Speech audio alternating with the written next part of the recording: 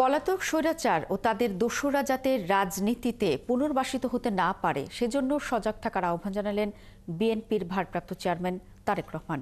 পলাতকদের রুখে দিতে জনগণের ক্ষমতায়ন জরুরি, এজন্য সংস্কারের পাশাপাশি যৌক্তিক সময়ের মধ্যে নির্বাচন প্রয়োজন বলে মনে করেন তিনি। ঢাকা সাংবাদিক ইউনিয়নের বার্ষিক সাধারণ সভায় যুক্ত হয়ে কথা বলেন বিএনপির ভারপ্রাপ্ত চেয়ারম্যান। শফিকুল হকের প্রতিবেদন। দীর্ঘদিন পর মুক্ত পরিবেশে পেশাদার সাংবাদিকদের সংগঠন ঢাকা সাংবাদিক ইউনিয়ন ডিউজের বার্ষিক সাধারণ সভা প্রেস ক্লাবের সামনে আয়োজিত অনুষ্ঠানের প্রথম পর্বে সাংবাদিক ছাড়াও বিএনপি ও বিভিন্ন রাজনৈতিক দলের নেতাকর্মীরা অংশ নেন। প্রতিটি জায়গায় কত যে আপনার শেখ হাসিনার লুটপাটের গুপ্তধন আছে। পতিত সরকারের সময় দেশের বিভিন্ন ক্ষেত্রের মতো কিভাবে গণমাধ্যমকেও নিয়ন্ত্রণ করা হয়েছে সেটি উঠে আসে বেশিরভাগ বক্তার বক্তব্যে। জাতীয় ঐক্যের ভিত্তিতে আমরা এমন একটি নির্বাচনী পন্থা অবলম্বন করতে পারি যে জাতীয় নির্বাচনের মধ্য দিয়ে আওয়ামী ফ্যাসিবাদকে রাজনৈতিকভাবে এখানে আমরা নিঃশেষ করে দিতে পারি। জনগণ তার আগামী দিনে যাদেরকে শাসন করার জন্য তাদেরকে আগামী দিনে নেতৃত্ব দেওয়ার জন্য সুযোগ দিবে।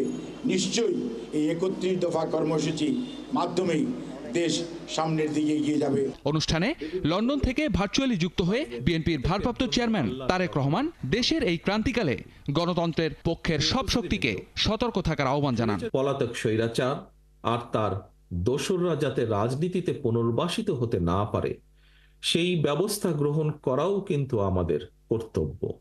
এজন্যই যথাযথ আইনগত এবং রাজনৈতিক পদক্ষেপ নেওয়া প্রয়োজন বলে আমরা মনে করি।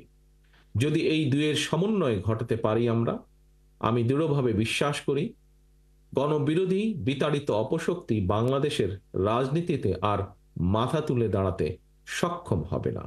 একটি নির্বাচনের জন্য যেমন অভ্যুত্থান হয়নি, তেমনি দীর্ঘদিন জনগণকে তাদের রাজনৈতিক অধিকার থেকে বঞ্চিত করা হয়েছিল বলে মন্তব্য করেন তারেক রহমান। সংস্কার প্রক্রিয়ার পাশাপাশি নির্বাচনের প্রয়োজনীয়তাও তুলে ধরেন তিনি। গণতান্ত্রিক রাজনৈতিক সংস্কৃতির গুণগত উত্তরণ ছাড়া পুঁথিগত সংস্কার অনেকটাই অকার্যকর। সংস্কার কার্যক্রমকে কার্যকর করতে চাইলে সবার আগে জনগণের নিত্য দিনের দুর্দশা লাঘবের ব্যবস্থা করা দরকার। জনগণের নিত্য প্রয়োজনীয় সরবরাহ নিশ্চিত করা না গেলে সংস্কার কার্যক্রমের কাঙ্ক্ষিত সুফল পাওয়া যাবে না। সুষ্ঠু ভোটের মাধ্যমে জনগণের রাজনৈতিক অধিকার নিশ্চিত করার তাগিদ দেন বিএনপির এই শীর্ষ নেতা। ভোটের অধিকার প্রয়োগের মাধ্যমে জনগণের সঙ্গে রাষ্ট্রের মালিকানার সম্পর্ক তৈরি হয়। শফিকুল হক, ৭১, ঢাকা।